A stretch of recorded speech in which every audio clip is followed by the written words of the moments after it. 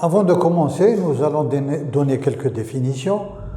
On parle de chirurgie plastique, de chirurgie esthétique, de chirurgie reconstructrice ou réparatrice. Il y a une certaine confusion dans tous ces termes. Nous allons donner quelques définitions pour un peu encadrer ces termes. La chirurgie plastique, c'est quoi?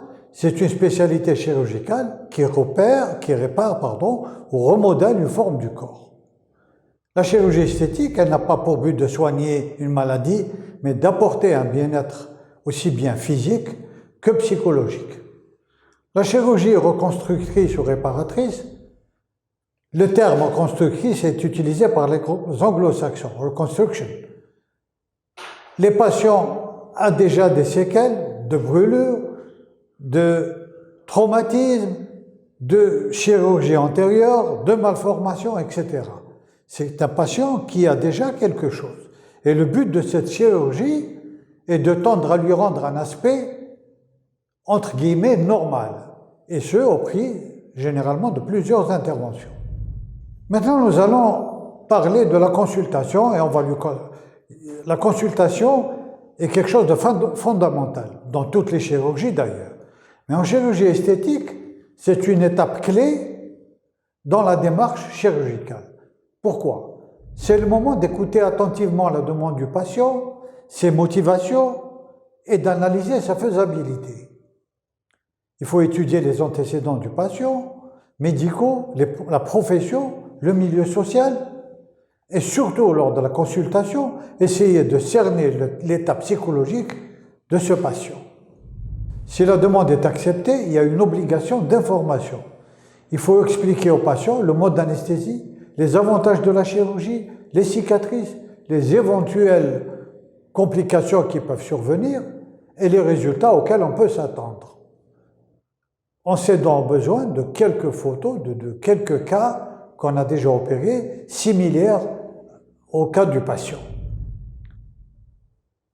La prise de photos est médico-légale, est obligatoire et médico-légale, est très utile en cas de contestation. Comment voulez-vous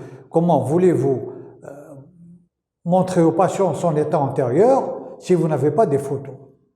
Mais ces photos doivent être de très bonne qualité si on veut qu'elles soient crédibles. On va demander un bilan. Il ne faut pas se précipiter pour opérer le patient. Il faut lui laisser quand même un délai de réflexion. Personnellement, je laisse un délai de réflexion de 8 à 10 jours. Il se peut que le patient revienne sur sa décision de se faire opérer, de surseoir à son intervention, etc., etc. Il faut savoir que parfois, il ne faut pas hésiter à demander un avis psychiatrique et des psychologues si on voit que le patient est psychologiquement tangent. Quels sont les motifs de la demande de chirurgie esthétique? Beaucoup de demandes sont objectives, comme corriger une disgrâce évidente, un nez, une silhouette, etc. Ou pour des raisons professionnelles, où le look agréable est indispensable dans certaines professions. Parfois, c'est un patient qui a un trouble de son image, et là, il ne faut pas opérer ce patient. Il faut éviter de les opérer. Sinon, on va vers des conflits qui ne finissent pas. La demande en chirurgie réparatrice. La chirurgie réparatrice, comme on a vu tout à l'heure, n'est demandée que pour des patients qui présentent déjà des lésions. Il faut savoir que c'est une chirurgie multidisciplinaire, généralement. Dans ma pratique en chirurgie réparatrice, je collabore encore avec les services de neurochirurgie de Blida et de Bab el-Oued pour les malformations crânio-faciales, mais surtout pour le traitement des grandes spina bifida, qui sont des malformations majeures de la moelle épinière congénitale et dont le traitement est assez lourd. Nous avons développé, en collaboration, des techniques simples, reconnues et appliquées dans beaucoup de pays.